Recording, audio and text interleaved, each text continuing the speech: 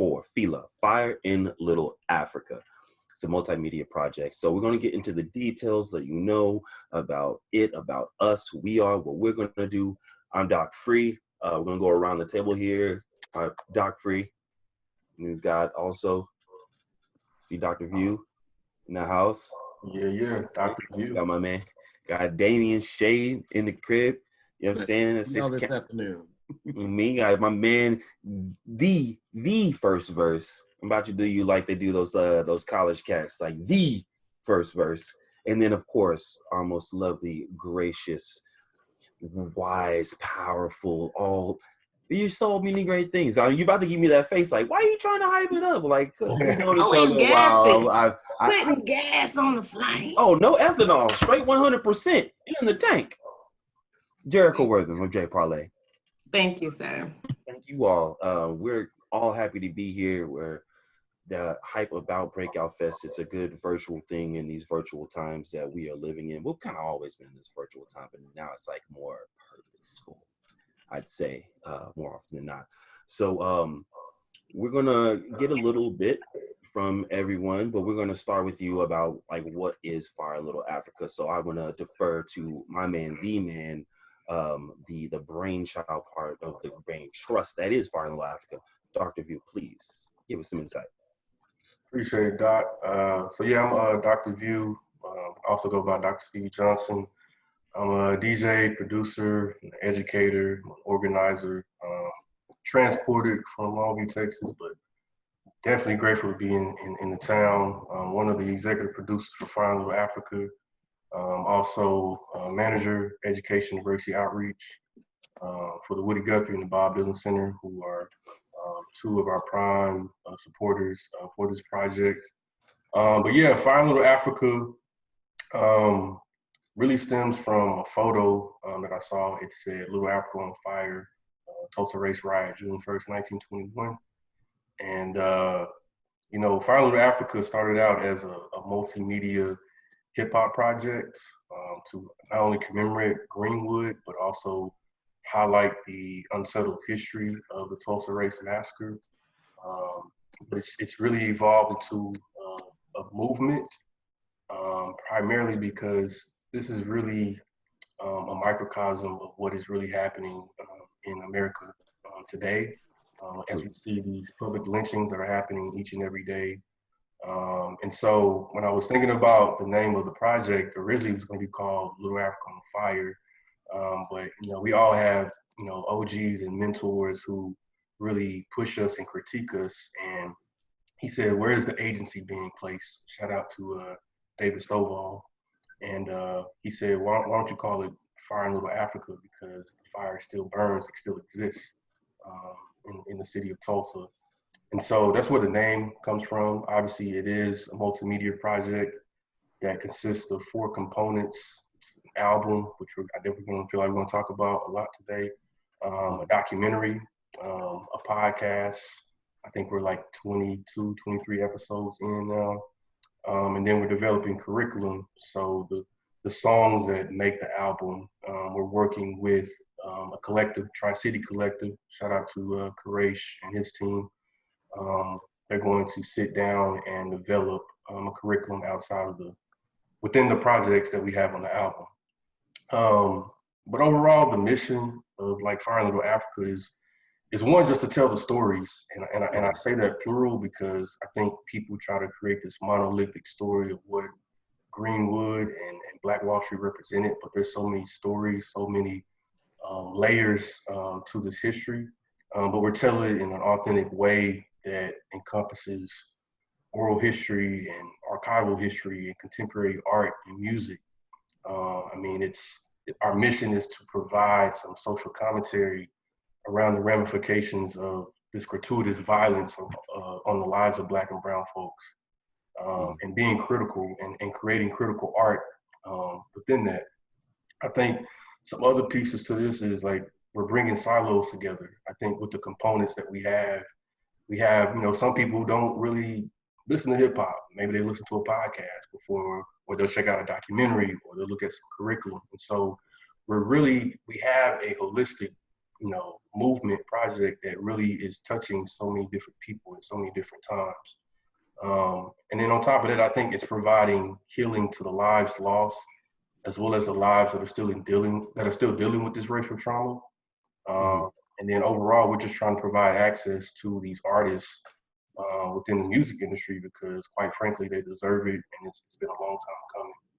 So yeah, I think that's an overview of the project. I mean, it encompasses 50 to 60 artists from Tulsa, Oklahoma City, and Lawton. And artist is a big A. It encompasses not only recording artists, but Mm-hmm. those who produce and just are just dope curators and creators. And we're really just trying to redefine or reimagine how we would like to see Tulsa and Greenwood 100 years from now, because I truly believe we have the power and the opportunity and the access to create that. So that's hopefully I explained finally after. So yeah.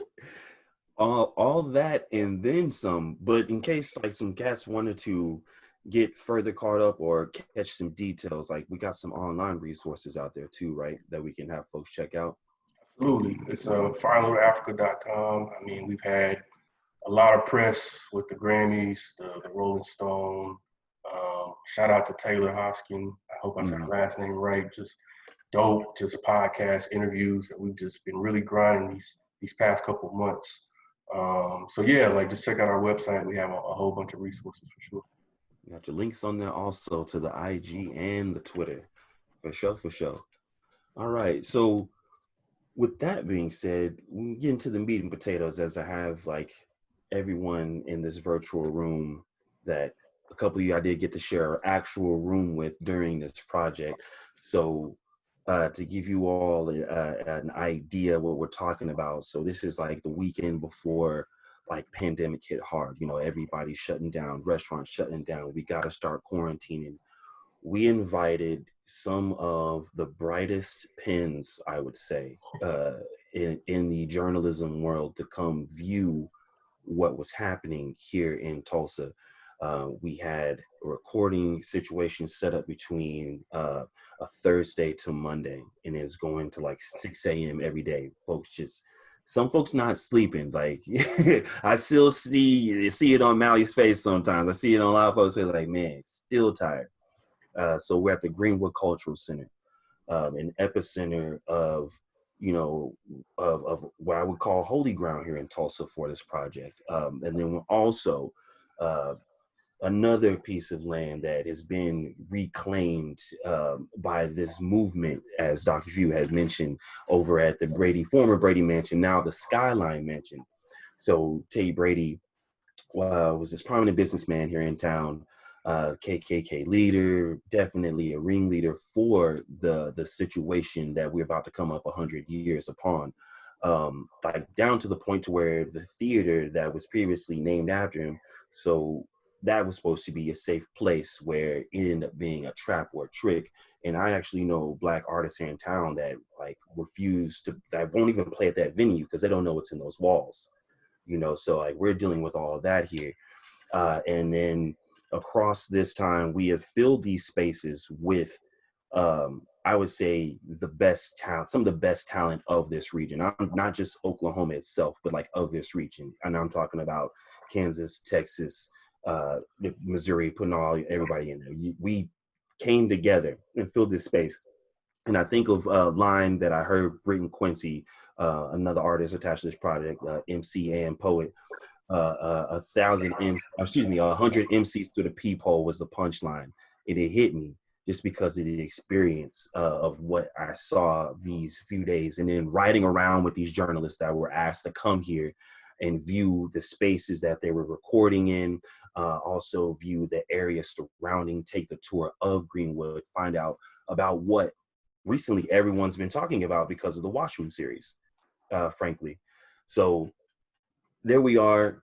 We're watching all of this, and now I want my man Verse. I need you to talk a little bit about the vibe, because you got to perform, Damien. You got to perform for these folks for this weekend. So if I could get a little bit from y'all about what would that feel like to transition from recording, being in those spaces, and then to performing, kind of like getting that energy out of you as it was being built up in these sessions?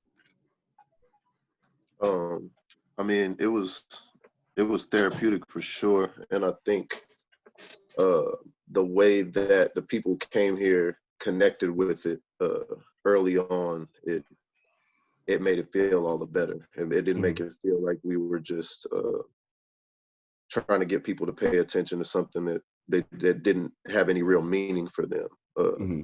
You could see just the way you see the way the story affects like Black people who don't really know about it when you talk to them about it. Just the whole, especially in this era. But yeah, it felt really good to get out there and like release some of that energy for sure. But it was I think the whole thing was exciting, and Now that's it. you've been on the scene for like a hot minute, for like a long hot minute, man. Like definitely, you're one of my personal favorite MCs. I love working with you, man. Your breath control is out of this world when it comes to the rhymes. That's like big old facts on that. If y'all hear me out there, but it was like you've seen and made the connections. I'm talking like from here to 405. To say, or excuse me, to see you go from where you started at to where we are here now. Like, how do you feel about that? Like how the transition has been from the budding, starting, fledgling scenes kind of scattered around Tulsa to what we're seeing right now. I mean, I feel like in a lot of ways it was really organic. It felt good. I think the core of the people involved when we started, because you was out there too, you know what I'm saying? As Yeah, yeah. modest as you may stay about it. Um, I think it was just really organic in how we built and kind of the vibe that was there. It was just such good energy, and the story just kind of came into that, you know what I'm saying, for us for sure. I think it was like everybody out there linking and this story becoming something that we identify a whole lot more with Tulsa, and like that just being a part of kind of that core, like with the Cypher 120 with Jay Parlay, with the stuff like me, Steph Burns, and different folks, you know what I'm saying, All House, all these different people going downtown, and not to mention like the other bands and all these other artists that we uh, worked with outside of hip hop too. Um, it really set the stage for people to feel like that creative energy that you can kind of like release that in these different. We actually had these avenues that people started more and more being able to find. So we started finding all these different artists like, yo, this dude is dope. This dude is dope. Like Ray June, for instance, I didn't know him. I messed with a lot of OKC cats like Chris McCain, Mm-hmm. Grand National. Been knowing JB since about around same time I met you. But yeah, like I saw him at I think it was JB's gift wrap. So it was like, oh man, this is dope. And then he pops up at the Fila sessions, like Yeah. all these different people that we would, and some people I didn't know. You know what I'm saying? A good number of people I didn't know. They were all dope too.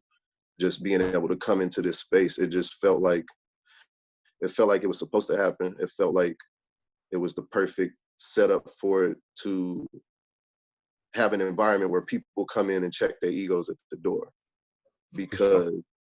because we knew what the skill level was a long time ago of that core. You know what I'm saying? And the fact that all of those people come in without ego means you're gonna have to come in without ego too. For And sure. I think and it's just love from there. It's a lot easier, you know what I'm saying, if you can check your ego to spread that love and build that Because I community around. noticed that it's something that creates a divide in the bigger markets, like the ego thing. I've had several homies from the OKC scene, like their proximity to a bigger market.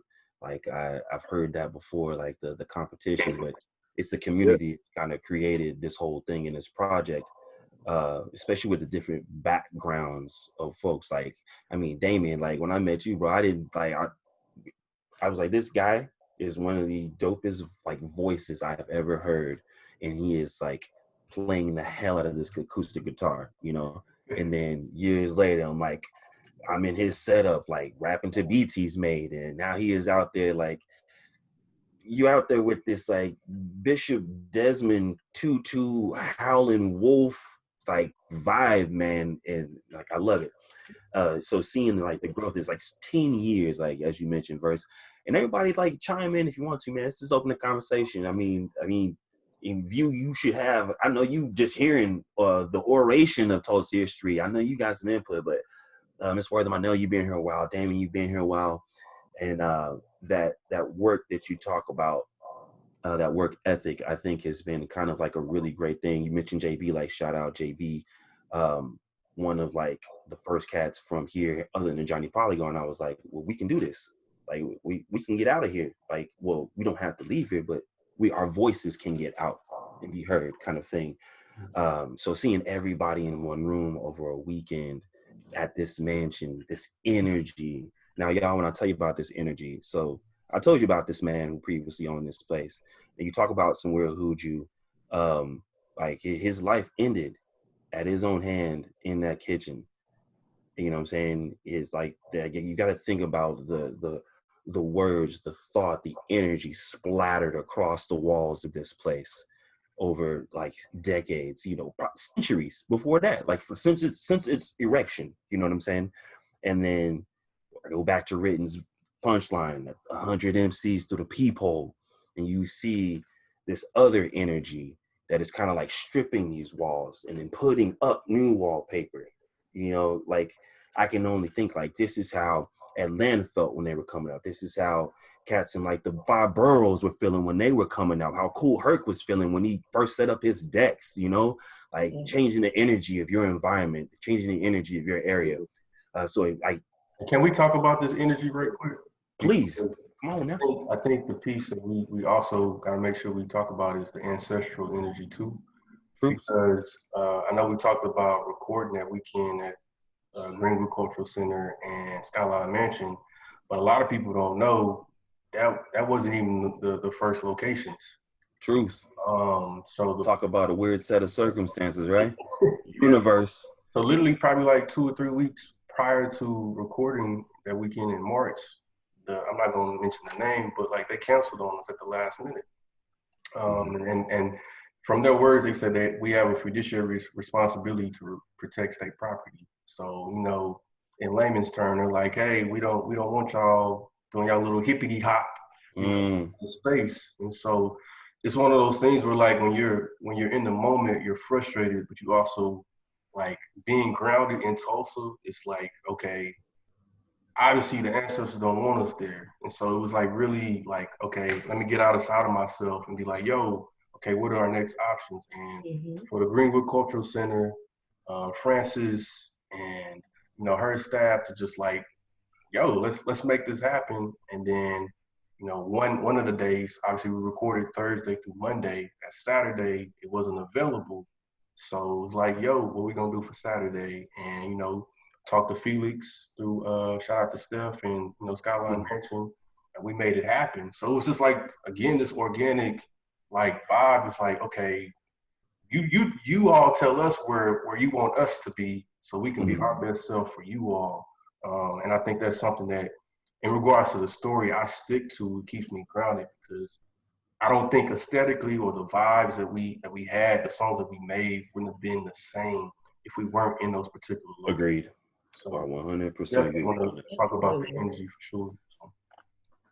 Yeah. So with that, there was a lot of creative energy. I'm gonna keep this energy conversation going a little bit. There's a lot of creative energy in the room because there was a lot of different styles I noticed, which, you know, outside of here, you probably think like we all sound one type of way or use one type of beat. But if I tell y'all, like, I see and believe more so, like every month or every new artist or every new song drop, like what world culture music like is about. Like they're trying to bring a world culture, but it's not even bring, it's already here. We just trying to share it. You know, that creative energy. You got Miss Wortham doing her spoken word. Like I said before about Damien Shade's voice, and you have like this very charismatic, smooth, breathy flow from verse, and then we've got like the erratic, like meticulous nature of Mr. Burns, the velvet flow of Steph Simon, as if you know what I'm saying, you is like every time I listen to Steph and Tone, shout out to them both, as like they're also some of our creative directors on this project. It's like you're rolling in a 6-4 or in a deuce and a quarter, you know what I'm saying, with the curve fillers on the side, you know what I mean? So like the creative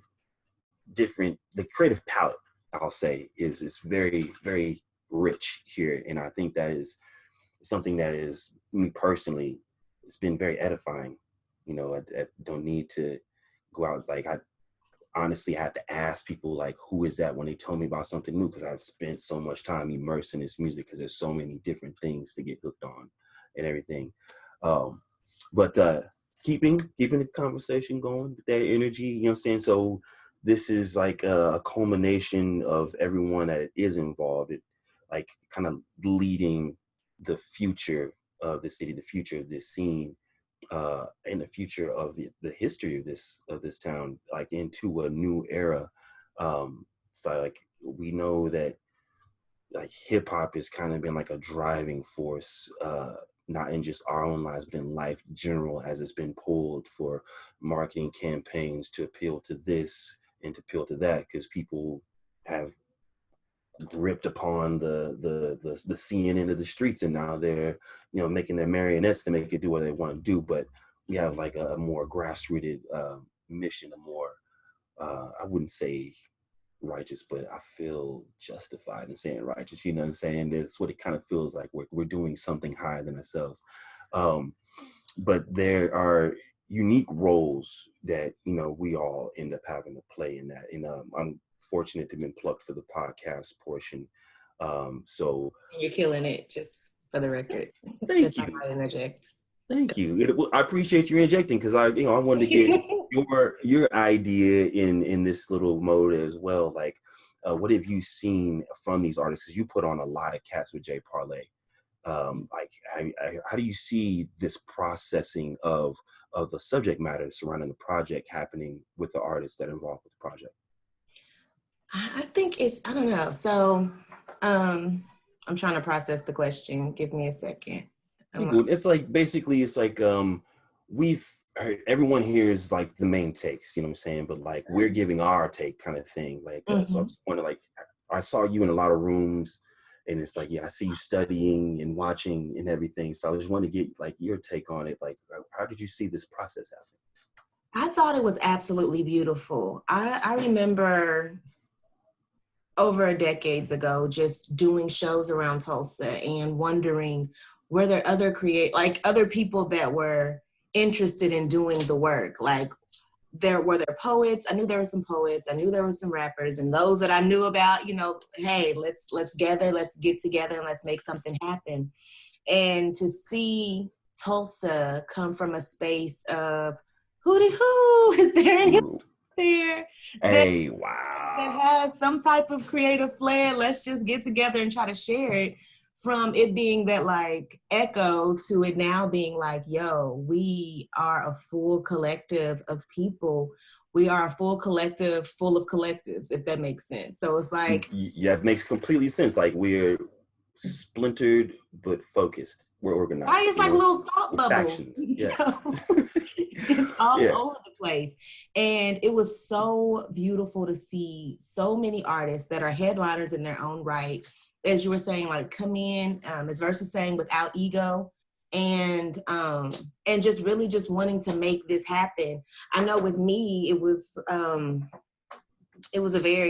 interesting experience, because I was nervous. Like, I see all these MCs, and they are people that kill it on a regular basis. But when y'all hear this record shining, she don't sound like she nervous though. Hey, for real, don't y'all listen here. This is Miss J Parlay Wortham. Like, they gave me the blues, because let me tell you, room with all of these hip hop artists, and they was right now. I don't know if I can cuss or not. I always get caught up because I don't know what I can say or not. So I'm gonna try to PG it.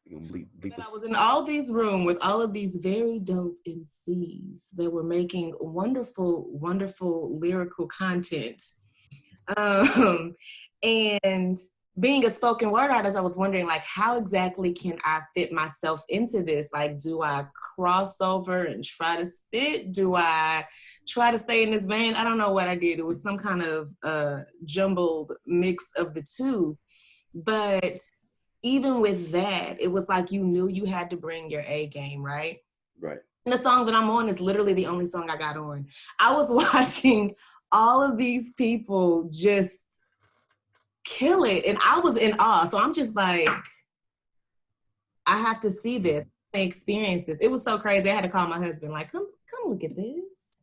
Look at these people. Oh yeah, I was sitting there shoulder to killing shoulder, it. shoulder to shoulder with him in the Red Wing Cafe, legal pad in hand, scribbling.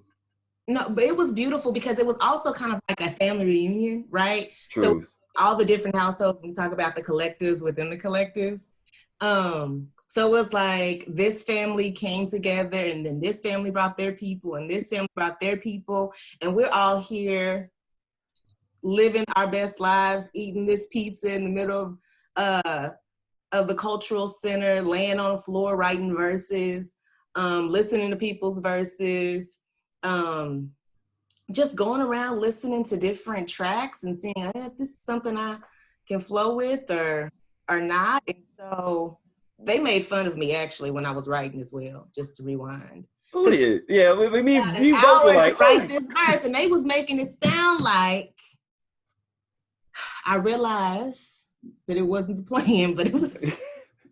It took me a while to write. It was like, if you don't get it yet, you don't. But you were in there. You were immersed and still getting. I was trying to. I see. You were talking about like I know a lot of cats are doing the double dutch thing. They didn't know what it. Double dutching, introverts, like waiting. Somebody please play with me. But Steph, you know, it's like, what you gonna? It's like, are you on something? No, I'm not. Well, come hop on this. Okay. It was that kind of moment too. Like for the people that were like me, the introverts that were like, I'm not used to this. This isn't my environment. I'm not a recording artist. I'm a live performing artist. I get up in front of stage, in front of people. So I was completely a fish out of water, but then to still feel the love and to feel the camaraderie of the people that are there in that space, encouraging each other on. It was just an absolute beautiful experience. I pray it's not the last time that Fire in Little Africa does this. It needs to just be like a yearly retreat. I don't know what the heck y'all gonna do about that. Figure out the funding. Shout out to the future funders that are coming. For that, but I just think it was just a beautiful thing to experience and I'm honored to have the opportunity to have been a part. That's super dope because there's like a lot of saying like processing going on. Like we went in there with the mission when we put pen to paper or, just put, vox to the mic, you know what I mean?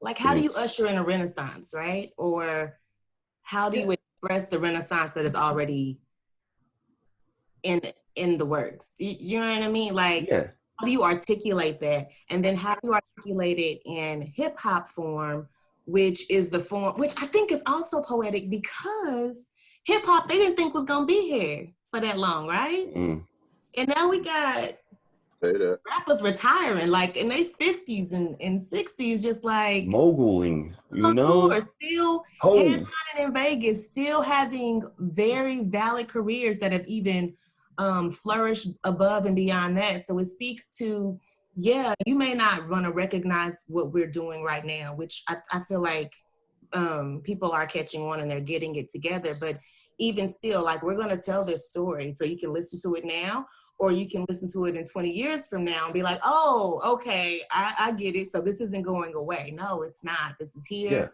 It's staying, just like the story is here. It's staying, just like our futures that we are building in this moment are here. They're staying. So it's just a bunch of thoughts going through my brain. It's moving towards, like, it's staying because we're gonna keep it pushing, like like we're not done, with that pushing forward. It's like pushing voices forward, like pushing that mindset that we won't be held down. It's like, activism is like very strongly tied to hip hop, and it's like how many times I've seen relatives sweep this story under the rug. You know what I'm saying?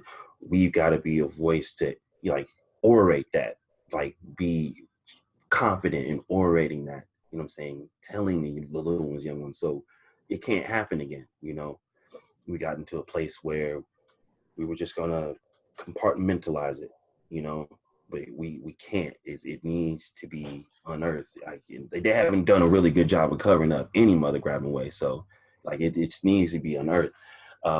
So like with that being said, I want to shift and talk to my man Damien here, because like when I talk about activism through words, like through a couple of different genres, like he does that in his real life. He does that, you know what I'm saying? So wanted to chat with you a little bit, man, about the relationship between hip hop and activism, and like how this project can like help us locally and how it can help out nationally to not have another Tulsa race massacre again. You know what I mean?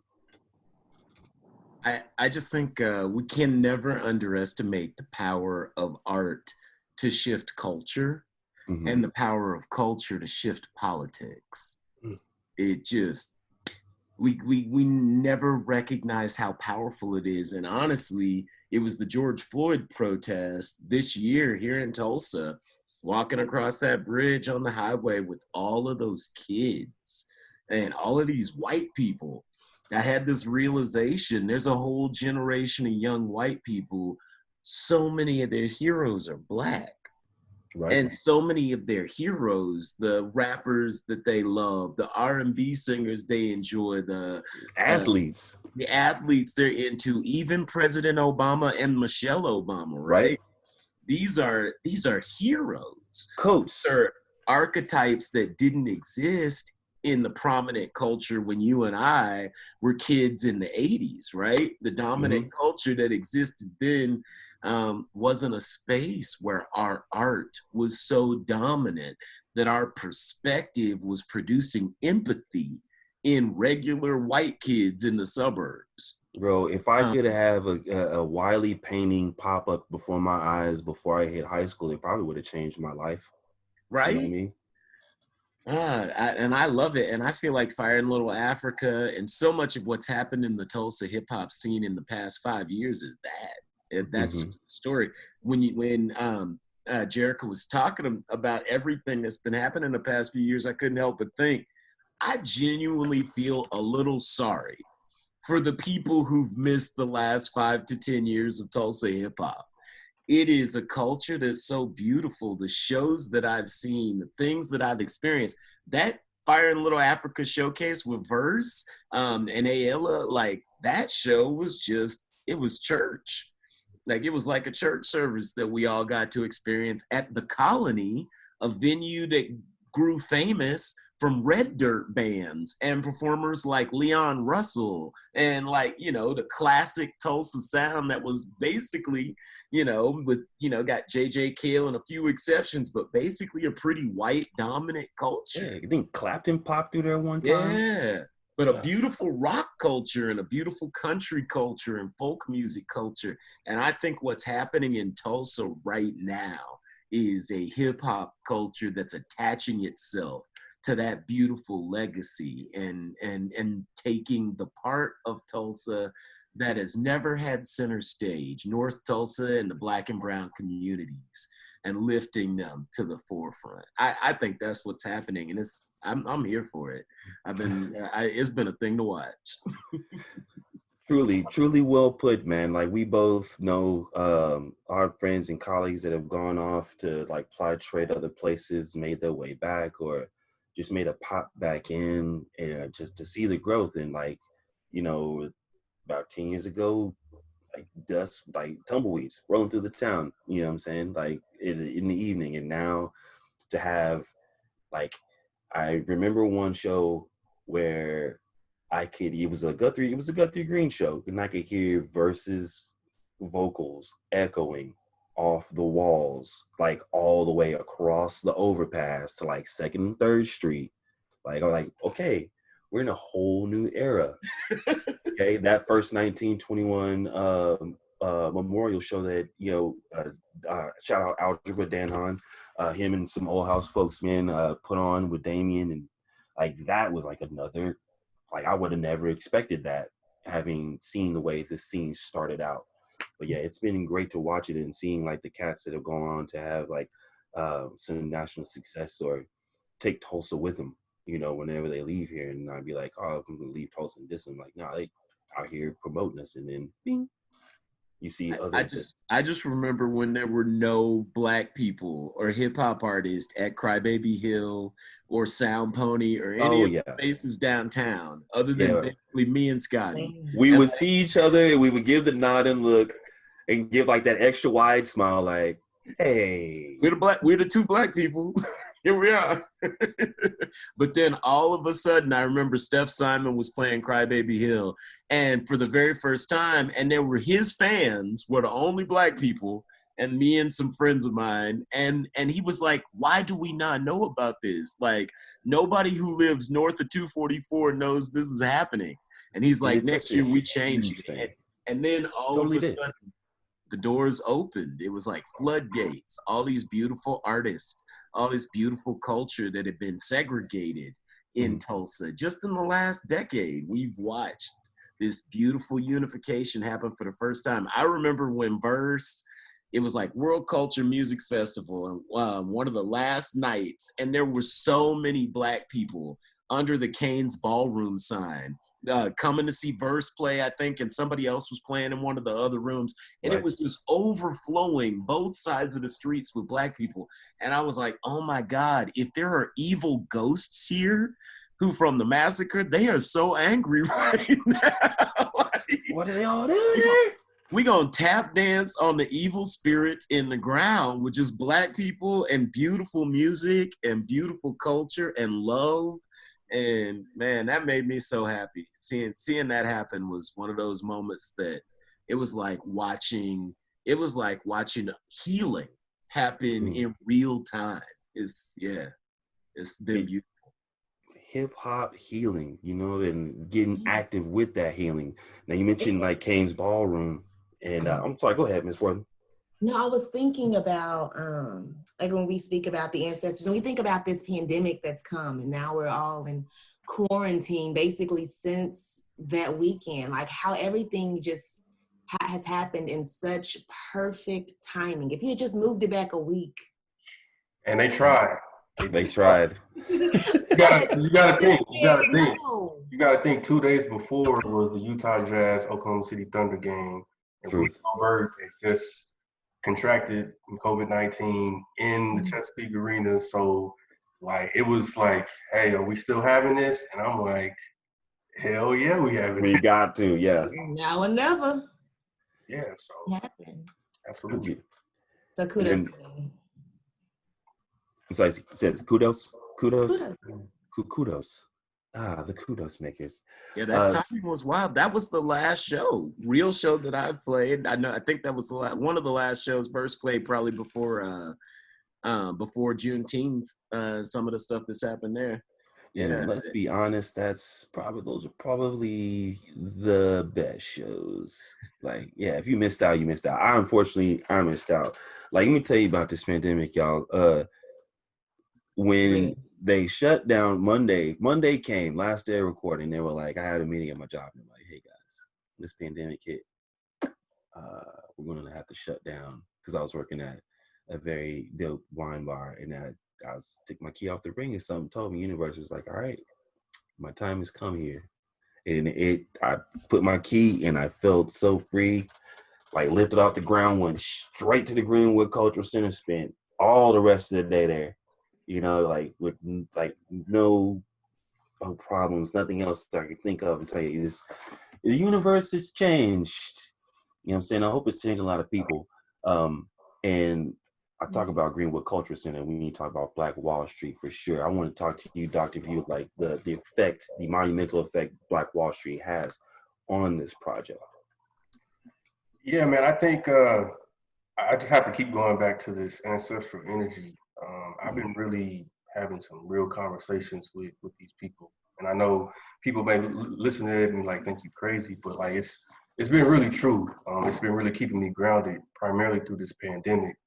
And I think the the key thing that I've gotten from them is that you were not brought to Tulsa to romanticize about Black Wall Street. And I think people have this this conceptualization that, you know, everything was just peachy cream in Black Wall Street, that everyone thought the same, that everyone just got along. And it's like, that's not what it is. Like, it's all about communication. So I think when I think of Black Wall Street, I think about who should have been our next mayor of Tulsa. I think about Greg Robinson and what he said on our podcast about Fire Little Africa is about putting everyone's feet to the fire. And I think that it is truly what exemplifies what Black Wall Street is and how we as artists are taking this project and putting everyone's feet to the fire. You know, I come into a situation where I finished school and I'm working for the Woody Guthrie and the Bob Dylan Center, and it's a lot of access and responsibility that I have. And it's like, how do I make sure that I check myself and share those resources with them, include people in meetings, be very like transparent about what is coming down the pipeline. Because the last thing I want to do is for us to have, you know, the 2021 Tulsa Race Massacre on the music business side. So I think for me, it truly is a mindset that everyone's putting their feet to the fire, holding people accountable, having tough conversations, really bouncing off ideas about people's positionality and how they view the stories of telling like historic Greenwood. And so, yeah, like I truly believe that we can get to the physical space of Greenwood if the powers that be just kind of get out the way and allow us to create and mobilize and galvanize resources. I think going back to your question with Damien about the activism, you know, I've always been someone who has voted and been a part of that process, but it wasn't until, you know, Greg Robinson decided to run for mayor that I was actually knocking on people's doors. And like, he like truly inspired me, regardless of my the last three letters of my last name, you know, the status that I hold. I was like, I really want to roll up my sleeves and be a part of that. He truly inspired me. And I think Black Wall Street and Fire Little Africa is going to be that inspiration. It's going to get people involved. It's going to get people to check their ego and their privileges to be like, yo, like, maybe I am a racist. Or like, yo, like, maybe I do have some power to like really galvanize some people who are my best friends and come together and strategize and create something that's going to create some impact and a legacy for years and years to come. So yeah, I think I mentioned earlier, like it shifted, primarily shifted during Juneteenth for me from just a project to a movement, because we were like, yo, 6 days, I think, to put Juneteenth together when it was canceled, and for us to come together and put a show together and like be out in the streets and galvanizing, like that's the true beauty of Black Wall Street. That's what the ancestors want. And we just got to keep listening to that. Like most people, it's not going to make sense to them. And it's because like we've been so oppressed as people, Black and brown folks, like some stuff just is not going to make sense to the people. And for us, it's like we stay grounded in that. And that's the true beauty of an idea of Fire Little Africa transforming to a project, now a movement. And like, there's no denying this at this point. Black Wall Street is alive and well, bro. Oh yeah, it's very, very alive and well. It's like you talk about the many conversations that you've been having with the ancestors. Like I noticed since March, having more vivid dreams. You know what I'm saying? Like I'm the type, I keep a pen and a piece of paper by the bed. You know what I'm saying? Like, you know, I gotta write that down because like I gotta go back and reprocess that. But it's really great that Black Wall Street has the ability to be an influence on people. Like I bring up The Watchmen again, like that's tip of the iceberg fiction stuff. You know what I'm saying? And you also got to think about like, there's other Black Wall Streets. Oh yeah. We are an inspiration to Ferguson. We will be an inspiration if we're already not, to Ferguson, to Oakland that's being gentrified. like Mm-hmm. to New Orleans, to Atlanta. Like this is going to really Omaha. It's going to really inspire some folks to help them to understand. Like, yo, we really do have some power when we lead with history, the unsettled history, Mm-hmm. the things that people don't want to talk about. When we lead with those things, we come together as a community. Like we control more than we actually think. Yeah. Be like people they don't want to talk about that thing is just like that's also part of the oppression. They don't want us to know that we could be that successful or more successful as a people, as a collective, as a group of people. Absolutely. First, I'll get your input as well on Black Wall Street on the hip hop side. We got a lot of homies that we rap alongside to have multiple businesses and circulating the dollar between each other and everything, man. Let me know what you've been seeing, because I see you out there. I just picked up a shirt from you last week, Pro Negro. He getting it out the trunk like he was Ludacris. You know what I'm saying? Like 8,000 copies or something. Yeah, come on. Man, you got to do it. I mean, it's people like like CO2 and Young Villain that Shout out to to me Grip really, Mode. yeah, shout out to both of them, man. Just Yellow House, Crib Mode, how they exemplified that before it was something that I think we all more embraced at large because of its relevance to the conversation of race here. And um since it has really been more like consciously taken into account, I think I've seen just a whole lot of people. I mean, you see how, like you say, people with multiple businesses like Keezy, you know what I'm saying? And just people embracing the idea that we have this core, like we can spend here, we can go get waffle that, we can go get TNT, you know what I'm saying? And circulate that black dollar back through, you know what I'm saying? And obviously like Damien was talking about, like all of these white people that are like have been supporting and support us, you know what I'm saying, in different venues and stuff down there, where it's like you can bring that money, encourage more people, like go spend out north, you know what I'm saying? Like if you want to do something, that's something you can do just on a daily, where it's like if everywhere you spend your dollar is a white owned, white ran operation, you know what I'm saying, then you got to take that into account if you're looking at where that black dollar is going. So yeah, I think it's definitely, it seemed like it's inspired all of the homies to kind of be like, we gotta own that, you know what I'm saying? To some extent, we want to own that legacy of, because there is at least something to be gained from the idea that, if the more you DIY, you know what I'm saying, and spend your money with people who, spend your money with people who respect your views, who respect you as a person, you know what I'm saying? Like, because a lot of these places we spend our money, they don't, you know what I'm saying? So it's just being more aware of that. It can definitely have a lot of positive effects. It is, as we speak. Yeah, it's like takes Black Wall Street out of being a place. And I remember my man Damien had said this once upon a time. It's a blueprint, like it's a code. It is. It's code. We're coding in the future, kind of thing. And when you talk about like we ain't just out here cooking chicken, cutting hair. Like we're flipping cars, houses. We've got videography, production studios, recording studios. It's all clothing lines are happening. We're getting into like healthcare, CBD. It's all out there.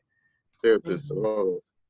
Yeah, it's all out there. People that are pouring into people. Like it's not just a huge corporation where you don't even know where that money is going. But you can see how it's impacting your community firsthand. You know what I mean? Like, I think it's a powerful thing to.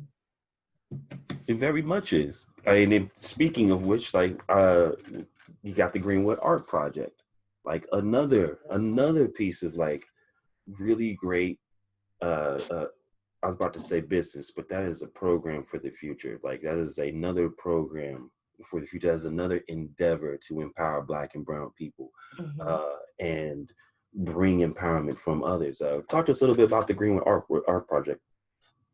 Oh man, so there's so much. Well, the Greenwood Art Project, it is one of the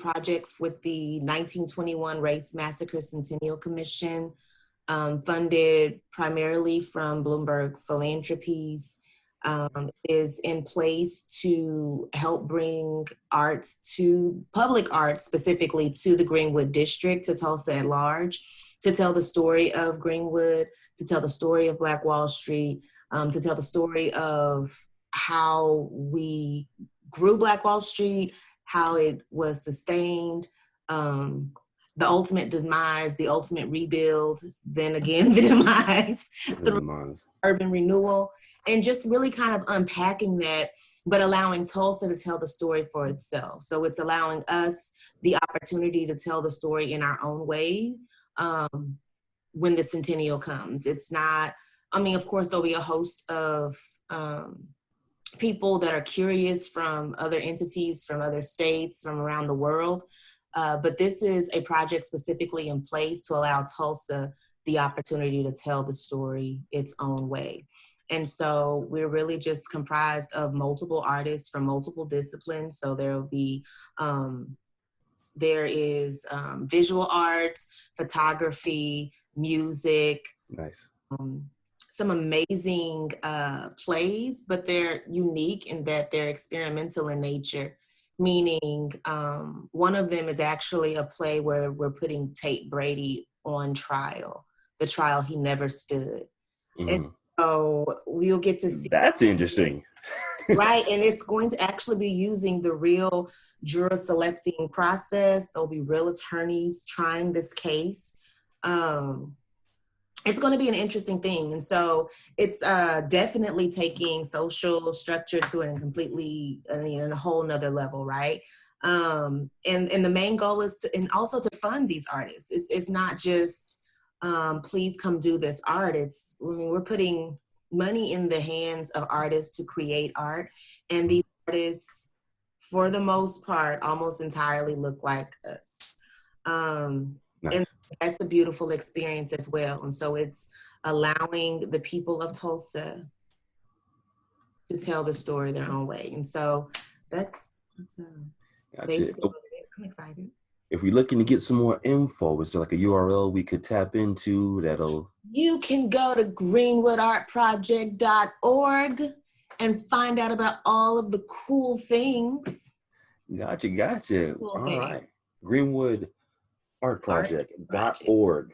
All right. Well, you mentioned .org, and on Facebook it's greenwood.art.project. Greenwood.art.project. All the projects coming through. You'll see. Yeah. Oh. Now you had mentioned the play with a case, a trial, if you will. Mm-hmm. We want to talk about a bit of. We're going to talk about a real trial we got coming up. Okay. Now I want to shift back to Damien as we got a few more minutes left here. I want to talk about this case for reparations for the descendants of the Tulsa Race Massacre. So I want to get your view on that, Damien, as I know you are huge in policy, especially helping our incarcerated brothers and sisters as well, about what that's looking like and how do you see how that might look in relation to FILA. So one of the remarkable things, the living survivors of the Tulsa Race Massacre, one of the few historical acts of racial violence that happened in the 20th century that actually has living survivors. Very few people don't recognize that. It does, for slavery reparations, one of the arguments that's commonly used is how do you identify the people that you give money to? In this situation, it seems absurd that here we are nearly 100 years later, and the living people who were harmed by this have never been made whole, still to this day. And so the group that has come together, a group of remarkable local activists who have been doing amazing work to restore Greenwood for so many years, have come together and used the same argument that the state of Oklahoma used in its opioid in its opioid case against Johnson and Johnson, the public nuisance idea, the idea that this armed white mob that was aided by police, and we now know the National Guard by the air, in bombing Greenwood, they created a situation of inability for wealth to be maintained intergenerationally, the inability for business to be attracted to the area, and they created what in the legal context is known as a public nuisance that both has contributed to disparities in mortality rates, maternal mortality, infant mortality, disparities in incarceration and food insecurity, and all of that stuff, when you go into a courtroom, can be accounted for as damages, as liabilities that those people, the living survivors of that travesty, absolutely are entitled to. It is a wonderful thing to see this happening. It is a travesty that it's necessary, right? We should be a culture that is willing to say that if we did wrong, just as we did to the Japanese American citizens who were wrongfully interned during World War II, those families and their descendants were made, at least they attempted to make them financially whole afterwards. And yet and still, nearly 100 years later, we have not done that. It's time. It's well past time. And I think the awakening that you mentioned, Watchmen, and all of the places that Tulsa and Black Wall Street and the legacy of that time period have kind of come to cultural consciousness, it is time for those people to be made whole and their families to be made whole. So shout out to Demario Solomons and all of the folks who've been doing the amazing work to make this happen. Reverend Turner, all of the leaders of Greenwood kind of come together to lift up this cause and bring awareness to it. I couldn't be prouder of our city in seeing this happen. You're gonna have a soundtrack for it too, because I've noticed a couple cats, that had some bars concerning this very same thing on Feel It Weekend. So, yeah, y'all, you're gonna feel it. Got just a few more moments here. I want to talk to you, Dr. View. You just released a very, very dope project, The Invisible Man, and there's a song. Actually, come on, guys, it's my favorite track. It's your favorite track. It's all right. That and Riverside continues. But 88 Compton, 93 Rockets, man.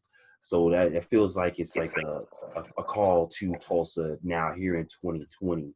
I was wanting to know like what was making you draw those comparisons and like little tag along with that. Like, what do you see hip hop like? Because this is a project. When I send the song to people, I'm like, oh yeah, who is this? Where's this from? I tell them where it's from. They're like, you bullshit. And I'm like, nah, right. Nah. So if you would please give us a little bit on that. Man, I can't take any credit for that. Just real quick backstory. Invisible Man was a social experiment leading up to Fire in Little Africa. And so I just made the beats and I invited the 21 artists, I believe, who's on the project to record at Jack Spade's studio in 2 days. And that's all St. Dominic. So he says 918. We the 93 Rockets, 918, we like 88 Compton. So I think when people hear that, they'll hear him comparing us to them. I don't see it as that. I see it as him saying that it's a moment that we're creating. Like we are the historians that are creating this history and we're creating it and controlling the narrative. And so I think for me, like Tulsa is just the next Tulsa. It's not like I think in the moment when you think about 93 Rockets, the team, Hakeem Olajuwon, it was a moment that they created. Obviously, MJ wasn't there, but that's neither here nor there. But like the fact that, as a city, like they had an opportunity to win back-to-back championships, and then you have 88, the year of like NWA, like it's just like they came in and like really shut the whole culture down. And I think that's the same mentality, the same things that I am seeing in the future for the Tulsa scene. It's like we about to really hit people in the mouth and they're not gonna know what hit them. Like truly, I think we are the next big city. I think only if the artists are the ones developing the infrastructure. Like, we have to be part of those conversations. I've seen this Tulsa music survey that's going out. Play Tulsa's giving out $150,000 from September to December. People are catching on to what is happening, and I would really put a stamp on the artists within Fire of Africa being one of those cornerstones of really developing like this scene that people are seeing. So yeah, like we just have to hold on to our communal sensibilities. But I think that song in particular just talks about how we're just really going to shock the world for sure. Check that out on Spotify. Dr. View. That's open parenthesis, capital I-N, close parenthesis, visible spaceman. Song is Shout out Ralph Ellison, man. Yeah. Shout out. And once you see the cover, you can be like, aha. Oh man, shout out to Big Tone on that too. So for everybody here before we dip out, so where do you all kind of see Tulsa in the next 5 years? Like nationally known, got some multiple cats blowing up kind of thing. People moving here to actually like trying to improve the scene from bigger markets. What do you see?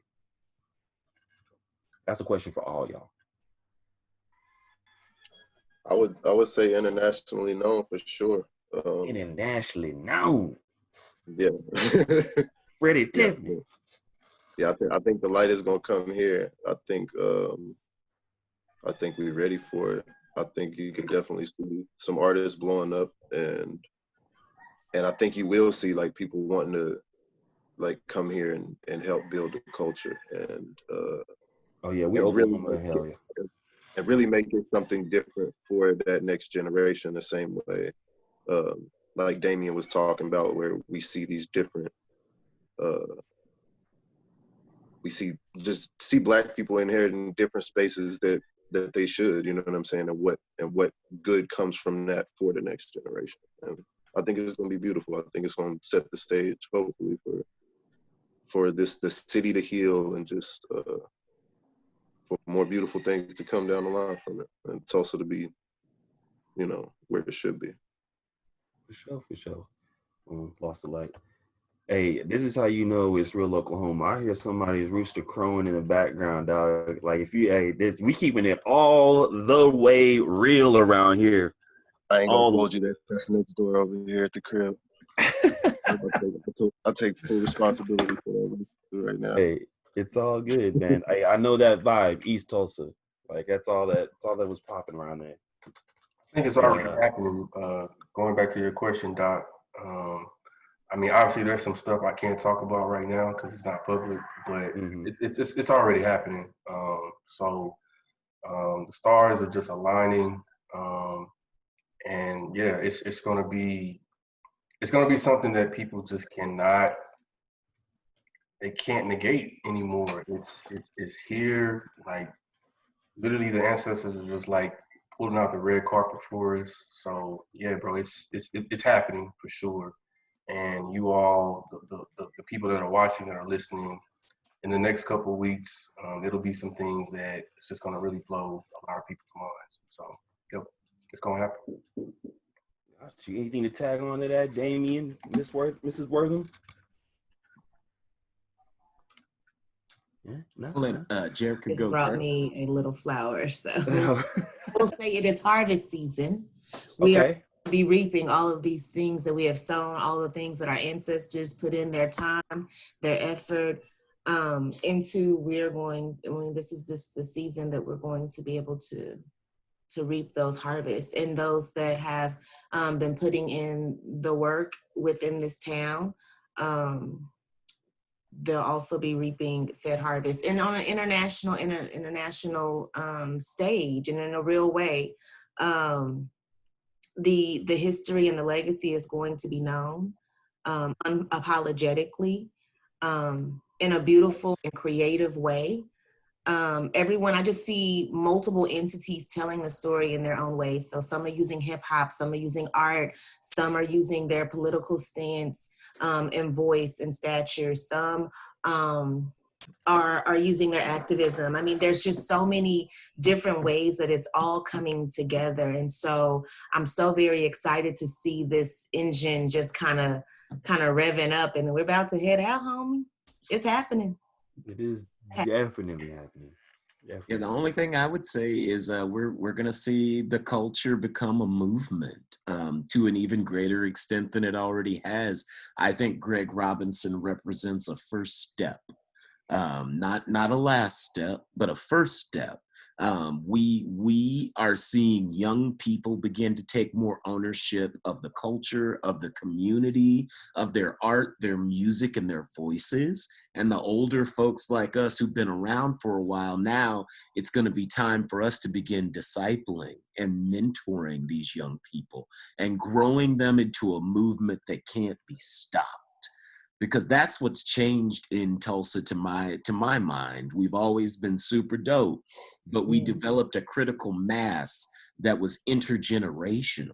And the second that it was older people and younger people combined, trying to build a culture and produce police reform and get criminal justice reform and get racial justice in this city, in this state, that's when it's unstoppable. So I love I that, think that's Danny. what's coming.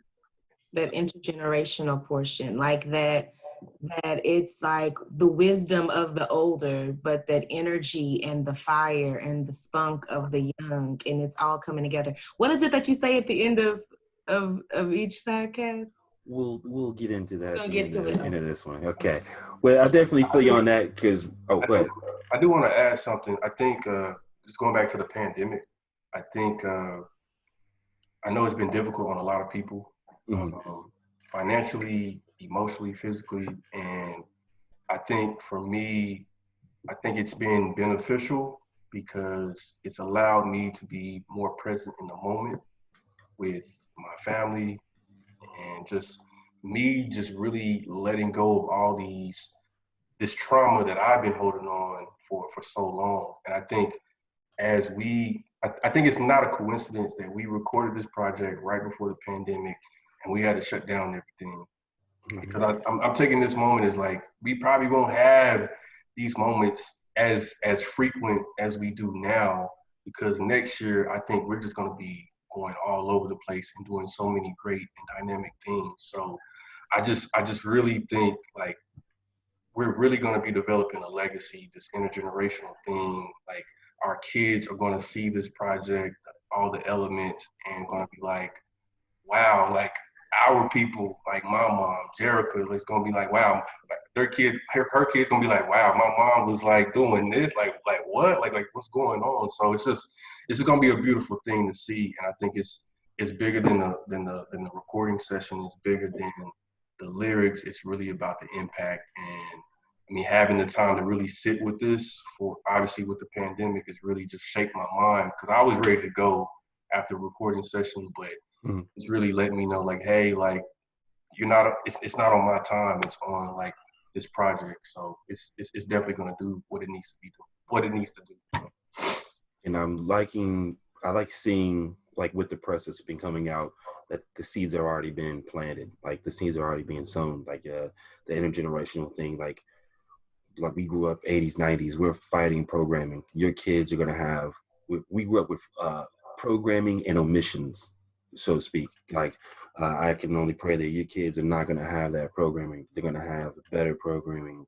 They're going to say, forget the programming. They're going to be writing programs, you know what I'm saying? They won't have omissions. They won't have redacted textbooks. They won't have redacted lectures and things. Like, they're going to get all of that. And like you said about how Damien said, seeing those young kids, seeing those non-Black and brown kids, like, that grew up idolizing, like you said, they're heroes of Black, so they want to stick up and fight for, even when these celebrities, these heroes, they won't speak for us when these things happen, will they? But that, you guys are gonna see it. Tune in, Fire in Little Africa podcast. We're on Apple. Please leave us a review there. We're on Spotify. We're on all platforms. Title. Each one of the guests that we have here in this virtual room has their own episode.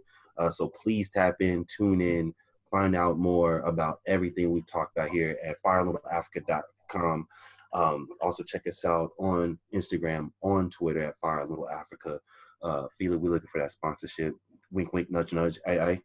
And so with that, As Jerica asks, as we like to conclude all of our sessions here at Feel It, we want you all to remember to be the spark, protect your flame, and pass the torch.